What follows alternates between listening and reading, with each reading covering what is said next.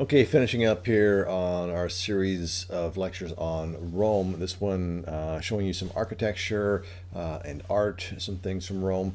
As we noted previously, the Romans were great admirers of the Greeks, and we can see that in their architecture. And this is examples from the Roman Forum, the big main public meeting area with all the buildings for the Senate and everything else. You can see the Greek-style columns that are modeled on the Greeks. I've got here another view of the same thing. The open area, the Greek-style columns, Corinthian style, and even an reconstruction of what they thought it may have looked like, an opening set of gates to pass through, and the big, large open area, senatorial buildings, other buildings for not just the Senate, but also the tribunes, the representatives of the plebeians. So lots of things. This is the idea we talked about in the Empire of Rome, where Augustus found Rome a city of bricks and left it a city of marble. This is one of the massive building projects undertaken by several emperors throughout the history of the Roman Empire. This is Hadrian's Wall. We talked about Hadrian. I drew on the map for you in the first and the beginning of the second videos. His wall across England, dividing between England and Scotland. The wall is still there. You can still go to this day and see it. In fact, it's only about 90 miles. You can actually go walk parts of it. In some parts almost missing, but for the most part you can trace the entire thing still there. They literally had forts about every mile and a little outpost where they could far enough away they could kind of see and keep track of each other and look for any attempts to cross the wall. Realize also that these guys on the frontier probably mingled with, maybe even married with, and traded with people on the frontier, so things are not as completely adversarial all the time.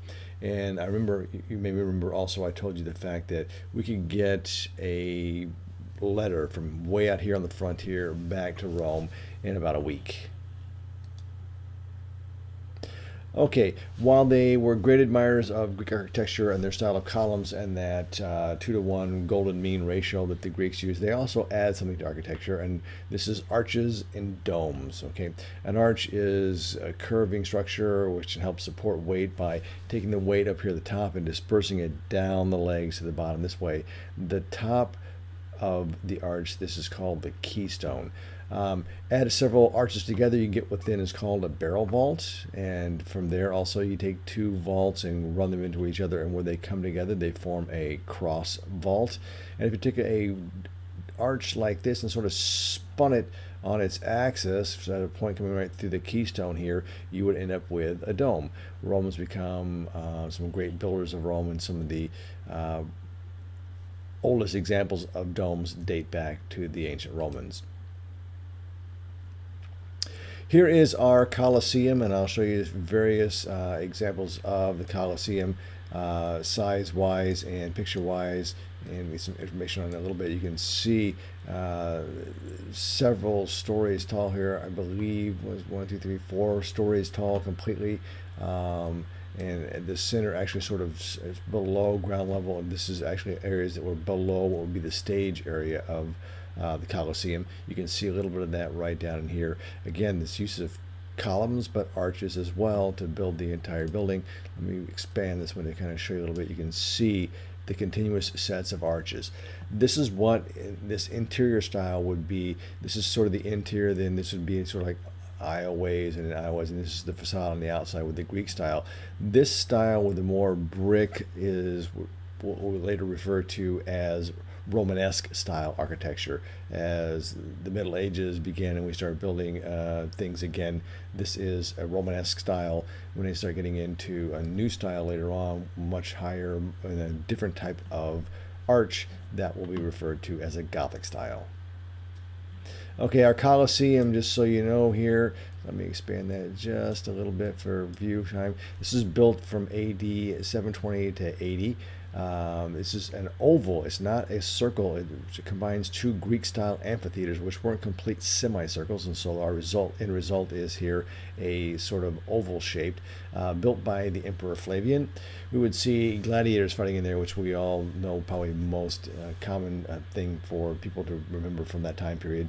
Also contests with wild animals against gladiators, but not so much because we don't want to kill the animals. Again, they're expensive. Sometimes threw Christians in there as well, but again, same kind of thing. We don't want to spend too much money on that. Aqueducts. We've talked about aqueducts. Some of the aqueducts the Romans built still exist thousands of years later. This aqueduct happens to be in France, 31 miles long. This one brought in 8 to 12,000 gallons of water a day, and large cities would have several of these bringing water to them. So you saw those canals we saw in Persia, that we saw with Ian showing us, that they dug underground. Well, sometimes when they had to cross an area in the Roman Empire, they would go underground if possible because that helped keep the water cool. But if they had to transverse sort of a valley area, they would bring that and build this bridge. They built bridges, they built aqueducts. Some of these things are still around. I had a friend of mine who's from Segovia, Spain. That's the biggest tourist attraction. Okay, other uses of arches were for commemorative or decorative purposes. This is the Arch of Titus, built in AD 81, 47 feet tall, not quite 3 stories. This celebrates his many victories, and there was originally a building built onto it, and this is what we have, this sort of remains.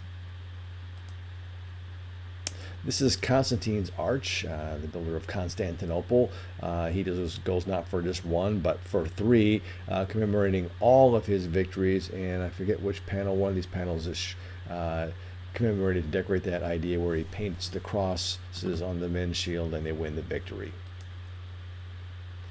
Other type of Roman art is mosaics. This is a mosaic here. Mosaics are made of art from little tiny tiles, individual pieces of tile put together to form pictures, often on floors, sometimes smaller ones on the walls as well. We get into painting on walls, which is a fresco. This technique is something that actually predates the ancient Greeks, so well before the Romans. This example here is a calendar depicting the 12 months, so 1, 2, 3, and then we have 4 going down this way, so we have 12. This one is actually 4 feet by 5 feet to give you a sense of the scale of that. This is one of street musicians. This was one that would probably be on the wall, much more detailed, but also much smaller, 17 by 16 inches. Look at the amount of detail for using individual little pieces of glass and stone. This is one called Preparations for a Banquet. I like these because I'm sort of a food person. This one, people getting ready, they're bringing in the food, bringing in the hot drinks and other things for the wealthy people who are having their banquet. This one over 7 feet by 6 feet, almost 7 feet square. And then after the banquet, they have one of my favorites. This is the remains of the meal after the feast. And you can pause here if you want to and go through here and see many things you can identify as, animal parts that were left over that would have ended up on the floor, as it were, from the feast. Only in this case, these aren't scraps to be cleaned up. These are actually decorations in the floor itself. We're even showing shadow areas. That's amazing. Okay, our common apartments. This is a very Romanesque style of building, very blocky, almost sort of overbuilt at times, especially with the bricks. Very thick, very little air getting through here. The problem with this is they absorb a lot of heat and they get very hot and there's not a lot of ventilation. So that's the idea of people being outside them because it's so hot on the inside. This is one that obviously wasn't one of the ones that fell down, and these were brick versions were ones to replace a lot of the wooden ones which did burn down. This is one of the most famous examples of Roman architecture. This is the Pantheon exterior. Again, we see very much that Greek style influence here with the 2-to-1 ratio, but also in our Greek style columns, but also a nod to Egypt, which was part of the Roman Empire here with an obelisk. Looking at it from the front here, we can clearly see the very Greek style, and we sort of missed then the rounded parts behind, which are indicative of that dome and sort of rounded arch type things that we've talked about that the Romans bring to architecture. This is the interior view of the Pantheon. It's got one opening here. This opening is about 42 feet wide, I believe. That's the only actual light source on the inside. This is actually a poured concrete dome. I'll show you a little bit more detail about that in a moment. You can kind of see some of that detail in here. And I can't tell if it's on this one or the other one. Actually, you can get a small sense of scale. These are about human-sized statues here. But if you look at this image right here, I'm just going to expand it just a little bit for you. Over here, this is a person, so if this is against the wall, you can sort of get a sense of the scale. And let's look at what those exact dimensions are. This is built in AD 126. It's 72 feet in radius, or 142 feet in diameter across the opening of, not the opening up here, but across the base of the dome itself. This is Greek style. We saw that on the outside, meets Roman engineering with the concrete and the poured dome. This is the oldest standing domed structure in the world. Okay. Now, again, I told you that the Greeks and the Romans and even Alexander, as they expanded places, they took over. They didn't just take you over. They sort of co-opted you into their culture, made life better. This is Timgad in Algeria, which is in northern Africa, around AD 100. And you can see the Roman building projects that have been done here. We've got that, again, Greek-style amphitheater over here. Whether this was just a theater one, I can't tell from if it came around or not. It was a gladiatorial competition, or a gladiatorial coliseum, or rather just a amphitheater. I don't know. Look at all of the remains here that would have been just a massive city built literally in the desert of North Africa, to give you an idea of the spread of Romans as they spread around, not just taking over, but also helping other folks advance. This is Trajan's victory column.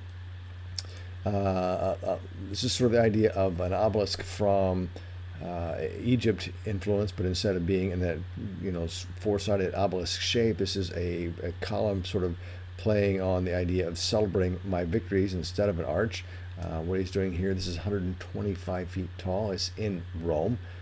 Celebrates Trajan's victories in Dacia, which is today Romania, and it's a spiral relief. If you can see here, it's running up the sides here with details carved into it. Let's take a look at those, showing the details of his victories and his battle and the things. We're not going to see things like this after the fall of Rome, and as Europe becomes very, very backwards, especially compared to the Byzantine Empire, until the Bayeux Tapestry, dealing with the Norman conquests in England. But that, however, is a stitched version versus this sculpture. Again, I said that the Romans adopted that late Greek, more lifelike, versus that idealized style that was most commonly associated with the Greeks. So I thought I'd bring Brutus and Caesar together because, you know, they do so well together. You can see here, Brutus, this is not an idealized, beautiful, handsome guy. Try to be very lifelike and detailed. You can see here, this is actually carved. You can see the hairline, you can see the beard, you can see wrinkles as well, and the eyes. This one of Julius Caesar, some people, you can see the hair is a little bit stylized. We do see a receding hairline here. We do see some wrinkles. A lot of people kind of, what's with his eyes here? A lot of these statues in ancient times would have been painted to make them very lifelike, and so our eyes would have been painted in.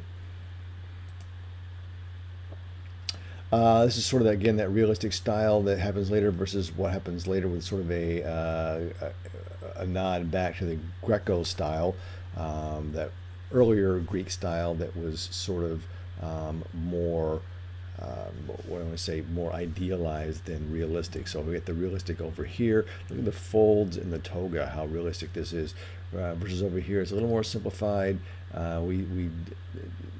This was actually part of a colossal statue that should be several stories tall. About all that's left of this one is the head and the hands. Hey, it's the end. What can we say? Hope you enjoyed this look at some of the achievements of the Romans, but visual things that are left, you still can't include all the things in terms of law and codes and organization and things that still influence us to this very day. So it's important to note that some of the things that led to the fall of ancient Rome are things we need to watch for in societies in the world today. Hey, they were around for almost 2,000 years. How long have we been around? Give it a thought. Talk to you later. Still there. They literally had forts about every mile and a little outpost where they could, far enough where they could kind of see and keep track of each other and look for any attempts to cross the wall. Realize also that these guys on the frontier probably mingled with, maybe even married with, and traded with people on the frontier, so things are not as completely adversarial all the time. And I remember, you may remember also, I told you the fact that we could get a letter from way out here on the frontier back to Rome of bricks and left at the city of marble. This is one of the massive building projects undertaken by several emperors throughout the history of the Roman Empire. This is Hadrian's Wall. We talked about Hadrian. I drew on the map for you in the first and the beginning of the second videos. His wall across England, dividing between England and Scotland. The wall is still there. You can still go to this day and see it. In fact, it's only about 90 miles. You can actually go walk parts of it. In some parts almost missing, but for the most part you can trace the entire thing. Other view of the same thing. The open area, the Greek style columns, Corinthian style, and even an reconstruction of what they thought it may have looked like, an opening set of gates to pass through, and the big large open area, senatorial buildings, other buildings for not just the Senate but also the tribunes, the representatives of the plebeians. So lots of things. This is the idea we talked about in the Empire of Rome, where Augustus found Rome a city. Okay, finishing up here on our series of lectures on Rome. This one showing you some architecture and art, some things from Rome. As we noted previously, the Romans were great admirers of the Greeks, and we can see that in their architecture, and this is examples from the Roman Forum, the big main public meeting area with all the buildings for the Senate and everything else. You can see the Greek style columns that are modeled on the Greeks. I've got here in Rome in about a week. Okay, while they were great admirers of Greek architecture and their style of columns and that 2-to-1 golden mean ratio that the Greeks used, they also add something to architecture, and this is arches and domes. Okay, an arch is a curving structure which can help support weight by taking the weight up here at the top and dispersing it down the legs to the bottom this way. The top of the arch, this is called the keystone. Add several arches together, you get what then is called a barrel vault, and